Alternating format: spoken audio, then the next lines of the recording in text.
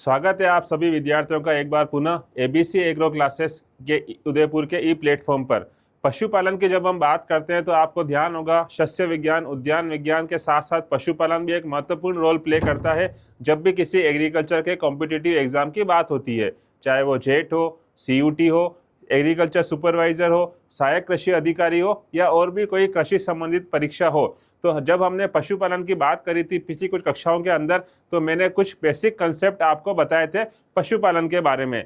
आज मैं आया हूं आपके सामने पशुपालन के भी कुछ महत्वपूर्ण प्रश्नों को लेकर, क्योंकि अल्टीमेटली एग्जाम में प्रश्न पूछे जाते हैं और उनको कैसे अटेंड करना है उसका तरीका हमको पता होना चाहिए। तो आज हम स्टार्ट करते हैं कुछ पशुपालन के कुछ महत्वपूर्ण प्रश्नों के साथ। देखिएगा, देखिए सबसे पहला क्वेश्चन लिखा हुआ है, संसार में गाय की सबसे भारी नस्ल कौन सी है? वर्ल्ड में पूछा है, भारत का नहीं पूछा है। आपको विकल्प दे रखे हैं आपको इस क्वेश्चन के, आयरशायर, एजेफ, जर्सी, ब्राउन-स्विस। एजेफ का मतलब आप जानते हैं, एजेफ को हम क्या बोलते हैं? एजेफ को हम बोलते हैं होल्स्टीन फ्रीजियन, होल्स्टीन फ्रीजियन, एजेफ। और तीसरा विकल्प दे रखा है आपको जर्सी, चौथा विकल्प दे रखा है आपको ब्राउन-स्विस। ये चारों की चारों जो नस्लें दे रखी है वो भारत की नहीं है, वो बाहर की है। अब आपसे पूछा है वर्ल्ड में गाय की सबसे भारी नस्ल कौन सी है, तो याद रखिएगा इसका आंसर होगा एजेफ, होल्स्टीन फ्रीजियन। ये चीज आप याद रखिएगा। अगर यही क्वेश्चन आपको भारत में पूछते सबसे भारी नस्ल कौन सी है, तो आपका आंसर क्या हो जाता? अगर आपको भारत में पूछते हैं कि भारत में सबसे भारी नस्ल कौन सी है, तो उसका आंसर आप याद रखिएगा, उसका आंसर है कांकरेज, कांकरेज। ठीक है, तो नेक्स्ट क्वेश्चन की बात हम करते हैं। उससे पहले आपको दो बातें बता दी गई। सबसे भारी नस्ल वर्ल्ड में पूछें तो उसका आंसर होगा एजेफ, और यही प्रश्न अगर आपको भारत में पूछें भारत में सबसे भारी नस्ल कौन सी है, तो उसका आंसर हो जाएगा आपका कांकरेज। नेक्स्ट देखिएगा, देखिए गेस्टेशन पीरियड, गर्भकाल के ऊपर एक प्रश्न बनता है कि गाय का गर्भकाल क्या है। ऑप्शन दे रखे हैं आपको 282, 307, 150, 151। क्या आंसर होगा आपके हिसाब से इस क्वेश्चन का? गेस्टेशन पीरियड जो भी आप बोलो, गाय का पूछा है यहाँ पे। देखिए विकल्प दे रखे हैं 282 दिन, 307 दिन, 150 दिन और 151 दिन। तो याद रखिएगा गाय का एग्जैक्ट गर्भकाल जब आपसे पूछें तो उसका एग्जैक्ट जो आंसर होगा वो होगा 282 दिन। ठीक है, तो गाय का गर्भकाल कितना होगा? 282 दिन। अब यही प्रश्न अगर आपको भैंस के बारे में पूछा होता, यहाँ पे गाय की जगह पे लिखा होता भैंस का गर्भकाल, तो याद रखिएगा भैंस का गर्भकाल होता है 307 दिन। गाय का जंतु वैज्ञानिक नाम बोस इंडिकस, बोस टोरस। भैंस का जंतु वैज्ञानिक नाम बुबेलस, बुबेलिस, ये आपको पता होगा। अच्छा, 150 और 151 खाली एक दिन का डिफरेंस है, तो आप इसको ऑन एन एवरेज 150 बोल सकते हो। 150 याद रखिएगा। भेड़ और बकरी जब इनका गर्भकाल पूछे और यही सेम विकल्प हो 282, 307 या 150, तो याद रखिएगा भेड़ और बकरी दोनों का औसत गर्भकाल कितने दिन होता है? 150 दिन होता है, ये याद रखिएगा। तो अगर आपको भेड़ बकरी का पूछे तो आपका आंसर क्या हो जाएगा? 150 दिन। गाय का गर्भकाल होता है 282 दिन, भैंस का गर्भकाल होता है 307 दिन, भेड़ बकरी का ऑन एन एवरेज पूछे तो उसका आंसर हो जाएगा 150 दिन। भेड़ का जंतु वैज्ञानिक नाम ओविस एरिस, बकरी का जंतु वैज्ञानिक नाम केप्रा हिरकस, ये आपको पता है। नेक्स्ट देखिएगा, देखिएगा पीएच के ऊपर क्वेश्चन है, दूध का पीएच कि सामान्य रूप से दूध की प्रवृत्ति कैसी होती है और या सामान्य रूप से दूध का पीएच मान क्या होता है। विकल्प दे रखे हैं आपको 5.5, 6.6, 7.7 या 8.0। अब आपका क्या आंसर होगा? तो याद रखिएगा दूध के जो सामान्य रूप से प्रवृत्ति होती है वो होती है हल्की या हल्का अम्लीय। दूध जो होता है वो सामान्य रूप से हल्का अम्लीय होता है। और जब आप पीएच टेबल की बात करते हो तो पीएच टेबल पे 7 जो नंबर होता है वो क्या होता है? उदासीन। 7 से जब आप चलते हो 6, 5, 4, 3 की तरफ तो वो क्या बढ़ती है? अम्लीयता बढ़ती है। जब आप चलते हो 7 से 8, 9, 10, 11 तो क्या बढ़ती है? क्षारीयता बढ़ती है। और अगर आपसे पूछें कि दूध का जो नेचर होता है सामान्य रूप से वो कैसा होता है?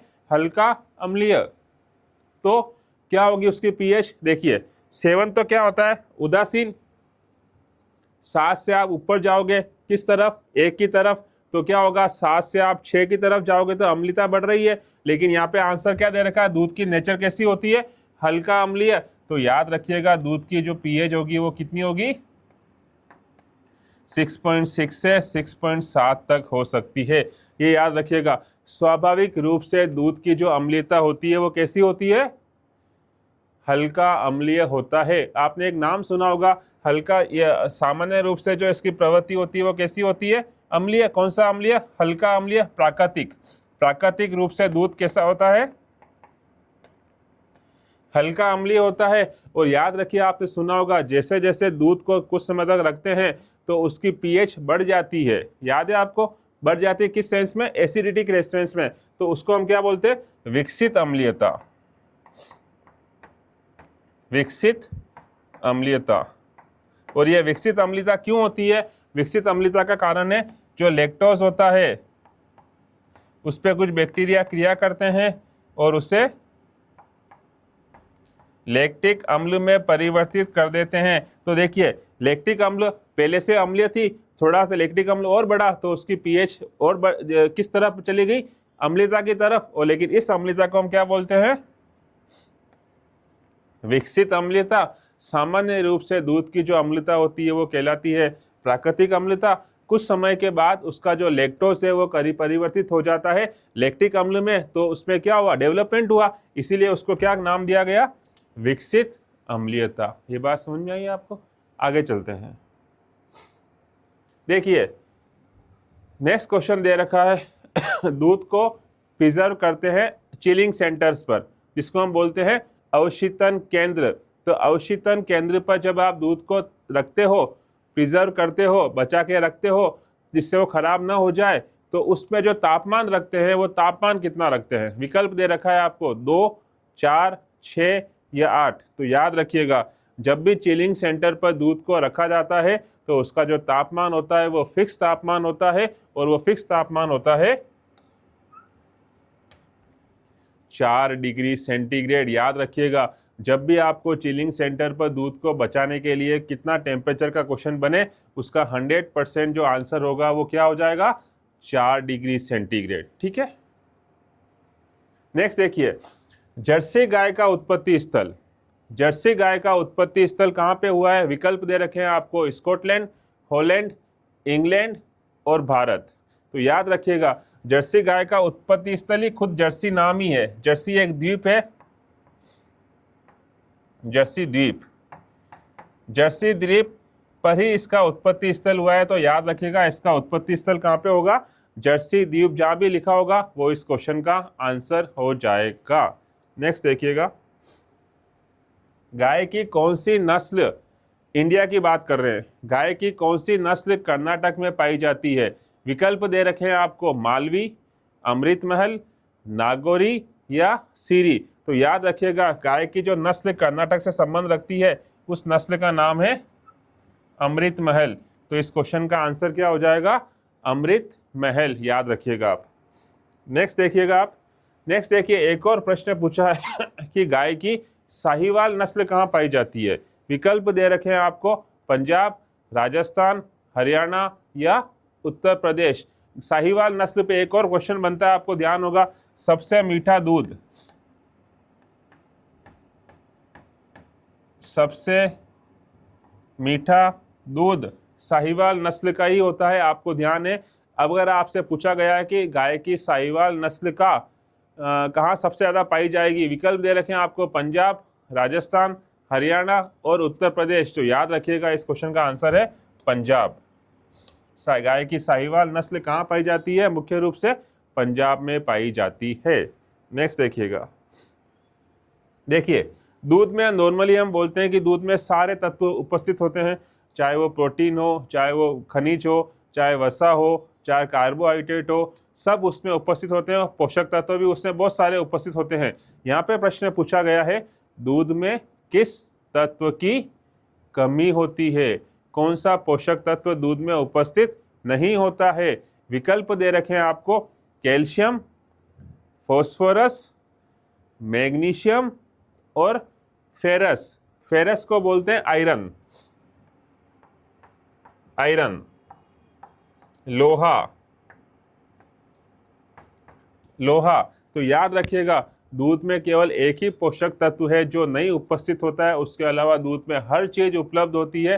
पूर्ण दूध, पूर्ण अगर भोजन कहते हैं, वो इसको इसलिए कहते हैं, इसमें सब उपस्थित होते हैं, लेकिन इसमें क्या उपस्थित नहीं है? आयरन इसमें उपस्थित नहीं होता है। तो याद रखिएगा, दूध में किस तत्व की कमी होती है? तो उसका आंसर है आयरन की कमी होती है। ये चीज आप याद रखिएगा, ठीक है। नेक्स्ट देखते हैं। देखिए, मीट के ऊपर क्वेश्चन है कि गाय के बछड़े के मांस को क्या कहा जाता है? विकल्प दे रखे हैं आपको, पोर्क, बीफ, व्हील और मटन। इनमें से आपसे पूछा है कि गाय के बछड़े के मांस को क्या कहा जाता है। तो याद रखिएगा, पोर्क हम किसको बोलते हैं? पिग, सुअर के नमकीन मांस को, या सुअर के मांस को, सुअर के मांस को।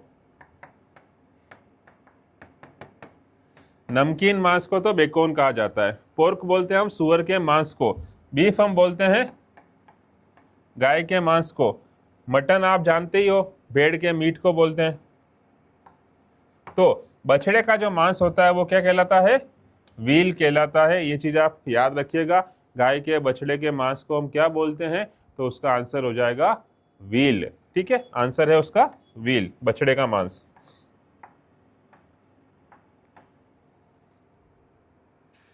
देखिए, नेक्स्ट क्वेश्चन दे रखा है अमीनो अम्ल, एमिनो एसिड। आप जानते हैं आवश्यक अमीनो अम्ल भी होते हैं, अनावश्यक अमीनो अम्ल भी होते हैं। यहाँ प्रश्न पूछा गया है कि पशुओं के लिए सबसे जहरीला अमीनो अम्ल कौन सा होता है? सबसे जहरीला अमीनो एसिड कौन सा होता है? विकल्प दे रखे हैं आपको, ट्रिप्टोफैन, टाइलिन, एलेनिन या मेथियोनिन। तो याद रखिएगा, पशुओं के लिए सबसे जहरीला एमिनो एसिड जो होता है उसका आंसर है मेथियोनिन। और ये भी याद रखिएगा, मेथियोनिन में कौन सा तत्व पाया जाता है? तो उसका आंसर है, मेथियोनिन में कौन सा तत्व होता है? सल्फर तत्व उपस्थित होता है। पशुओं के लिए सबसे जहरीला अमीनो अम्ल कौन सा होता है? तो उस क्वेश्चन का आंसर हो जाएगा मेथियोनिन। नेक्स्ट देखिएगा, देखिए मिल्क लेट डाउन, अगर आपने कभी नाम सुना हो, मिल्क लेट डाउन।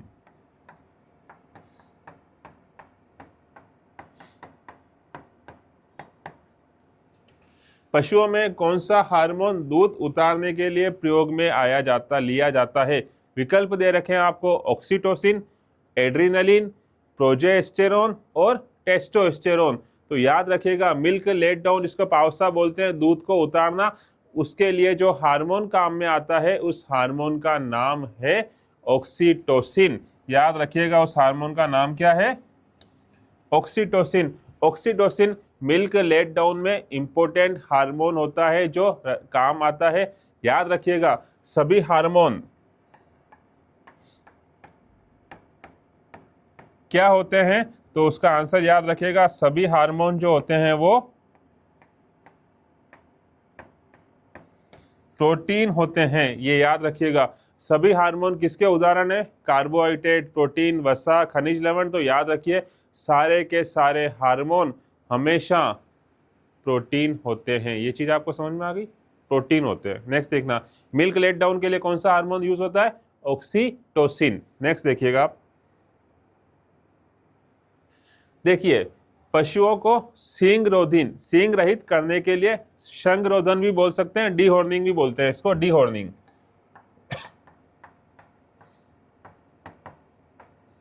डीहॉर्निंग, संगरोधन, सींगों को हटाना। संगरोधन करने के लिए क्या करने की विधि कौन सी है? विकल्प दे रखे हैं आपको, क्या विकल्प दे रखे? अम्ल द्वारा, KOH छड़ द्वारा, तेल द्वारा या कोई नहीं। तो याद रखिएगा, पशुओं के श्रृंगरोधन के लिए हम एक छड़ का उपयोग करते हैं, उस छड़ पे क्या लगा होता है? Potassium hydroxide, KOH, potassium hydro oxide. इसकी छड़ को जब वो सींग डेवलप हो रहा होता है, जब बड़ फॉर्म में होता है, इस KOH की छड़ से उसको टैटूइंग जैसे दाग देते हैं, जिससे वो सींग जड़ से खत्म हो जाता है। इसको बोलते हैं KOH की छड़ का उपयोग करना। किसके लिए? डीहॉर्निंग के लिए, श्रृंगरोधन के लिए, सींग रहित करने के लिए। तो पशुओं को सींग रहित करने की अगर विधि पूछें आपसे, तो उस क्वेश्चन का आंसर हो जाएगा KOH छड़ द्वारा। नेक्स्ट देखिए, एक हेडक्वार्टर पूछा हुआ है। हेडक्वार्टर पे क्वेश्चन मैंने बताया था आपको बनता ही बनता है, चाहे वो पशुओं का पूछ ले, चाहे वो रिसर्च सेंटर पूछ ले, या कोई हेडक्वार्टर पूछ ले, तो आपको उनके हेडक्वार्टर पता होने चाहिए। यहाँ पूछा हुआ है NRCC, इसका मतलब है नेशनल रिसर्च सेंटर ऑन सी, ऊंट, कैमल। राष्ट्रीय ऊंट अनुसंधान संस्थान, national research centre on camel का हेडक्वार्टर कहां पर है? विकल्प दे रखे हैं आपको, जोधपुर, जयपुर, जालोर और बीकानेर। तो याद रखिएगा, national research centre on camel या राष्ट्रीय ऊंट अनुसंधान संस्थान का हेडक्वार्टर कहां पर है? तो याद रखिएगा, उसका आंसर है बीकानेर। ठीक है, कहां पर है? बीकानेर। यहाँ पे आप एक वर्ड जानते होंगे, जोधपुर से संबंध किसका? क्रीडा नाम सुना हो कभी आपने? क्रीडा। एक नाम आपने सुना होगा काजरी। अगर आपसे इन दोनों का प्रश्न पूछ लेते कि काजरी का हेडक्वार्टर कहाँ पे है और क्रीडा का हेडक्वार्टर कहाँ पे है, तो याद रखिएगा, काजरी का हेडक्वार्टर तो कहाँ पे है? जोधपुर में है। और क्रीडा का संबंध हेडक्वार्टर कहाँ पे है? हैदराबाद। ये दो क्वेश्चन भी आप साथ साथ याद कर सकते हैं। Central research institute of dryland agriculture और central arid zone research institute काजरी, इसको शॉर्ट फॉर्म में, पूरे फॉर्म में कैसे लिखते हैं? इसको शॉर्ट फॉर्म में काजरी। तो काजरी का संबंध तो कहाँ से? जोधपुर। और क्रीडा का अगर पूछ ले, क्रीडा बोलते हैं इसको शॉर्ट फॉर्म में क्रीडा, CRIDA, क्रीडा। क्रीडा का हेडक्वार्टर पूछे तो उसका आंसर हो जाएगा हैदराबाद, और काजरी का पूछे तो उसका आंसर हो जाएगा जोधपुर। और आपको यहाँ जो पूछा था वो पूछा था राष्ट्रीय ऊंट अनुसंधान संस्थान, national research centre on camel, तो इसका हेडक्वार्टर कहाँ पर है? बीकानेर में है। ठीक है, नेक्स्ट देखिए, खीस। खीस की जब हम बात करते हैं, दूध और खीस, ये आप जानते हो, कोलेस्ट्रम बोलते हैं इसको, कोलेस्ट्रम। कोलेस्ट्रम, यहाँ ये पूछा गया है कि कोलेस्ट्रम में होता है क्या? प्रोटीन, विटामिन, खनिज लवण या सभी? खीस आपको जाने, जब नवजात पशु का जन्म होता है, पशु को जन्म देते ही गाय का जो पीला पीला स्राव होता है वो हम उसको पिलाते हैं। वो क्यों पिलाते हैं? उससे उसकी एंटी जो कैपेसिटी होती है वो बढ़ जाती है, और उससे क्या होता है? इम्यूनिटी स्ट्रांग होती है, पशु की इम्यूनिटी, प्रतिरक्षा। खीस का गुण होता है, सबसे प्रमुख गुण होता है प्रतिरक्षा, और ये दस्तावर भी होते हैं, उसका पेट को साफ करने में भी काम आते हैं। ठीक है, लेकिन मेन गुण क्या होता है? खीस से पशु के अंदर, पशु के बछड़े के अंदर विभिन्न रोगों से लड़ने की ताकत पैदा होती है, जिसे हम क्या बोलते हैं? प्रतिरक्षा। तो कोलेस्ट्रम का सबसे मुख्य गुण क्या हो गया? इम्यूनिटी प्रोवाइड करवाना, प्रतिरक्षा दिलवाना बछड़े को विभिन्न रोगों से। अब प्रश्न ये दे रखा है कि खीस में होता क्या है? प्रोटीन होता है, विटामिन होता है, खनिज लवण होता है, या सभी होते हैं? तो याद रखिए, खीस में भी दूध की तरह ऑलमोस्ट सब सब्सटेंस उपस्थित होते हैं। तो याद रखिए, खीस में प्रोटीन भी होता है, विटामिन भी होता है, खनिज लवण भी होते हैं। इस कारण से इस क्वेश्चन का जो आंसर हो जाएगा वो हो जाएगा सभी चीजें कोलेस्ट्रम में प्रेजेंट होती है। प्रोटीन भी होता है, विटामिन भी होता है, खनिज लवण भी होते हैं, सभी इसमें उपस्थित होते हैं। नेक्स्ट देखिएगा,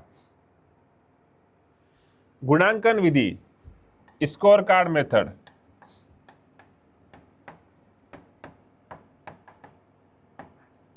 स्कोर कार्ड मेथड, जब हम किसी पशु का चयन करते हैं तो एक पूरा स्कोर कार्ड होता है जिसे कहा जाता है गुणांकन विधि।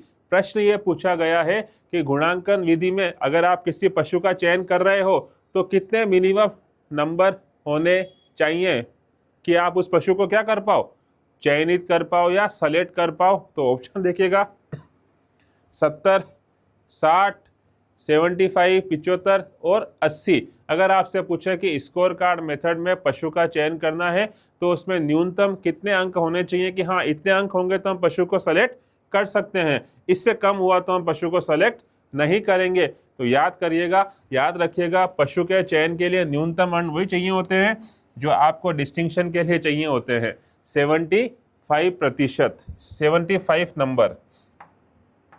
ठीक है, ये जो गुणांकन पद्धति होती है, स्कोर कार्ड जो होता है वो 100 के ऊपर ही होता है। इसमें अधिकतम अंक कितने होते हैं, 100 अंक होते हैं। और इसमें सबसे ज्यादा जो वेटेज है, सबसे ज्यादा जो भार दिया गया है अंकों का, वो दिया गया है दुग्ध ग्रंथियों का विकास।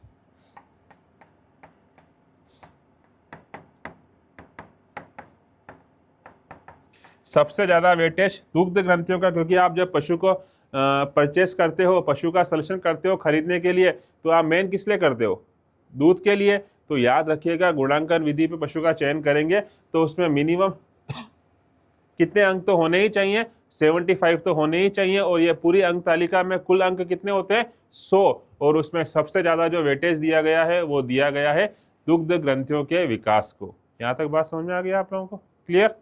आगे चलते हैं।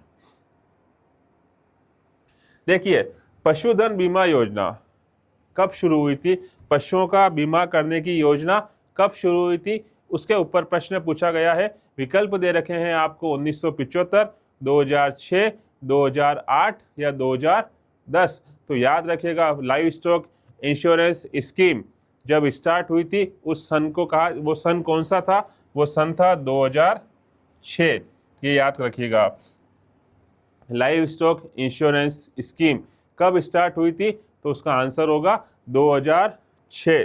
तो देखिए, आज मैंने आपको पशुपालन के कुछ महत्वपूर्ण प्रश्न बताए जो विभिन्न प्रतियोगी परीक्षाओं में हो सकता है कि आपके कहीं ना कहीं मिल जाए। पिछली परीक्षाओं में तो ये आए हुए हैं। ये बहुत इंपॉर्टेंट क्वेश्चन की सीरीज चल रही है, तो इस सीरीज से जुड़ने के लिए आप इस चैनल को सब्सक्राइब कर लीजिएगा। ABC एग्रो क्लासेस उदयपुर के नाम से चैनल है, जिससे आपको आगे वाले जो भी नोटिफिकेशन है वो रेगुलर मिलते रहेंगे आपको। वैसे आपका सहयोग रह रहा है हमारे पास, उससे हमें बहुत प्रोत्साहन मिल रहा है। आगे भी आपसे इसी सहयोग की अपेक्षा है। बहुत बहुत धन्यवाद आपका। जुड़े रहिए आपके अपने ABC एग्रो क्लासेस उदयपुर के प्लेटफॉर्म से। धन्यवाद।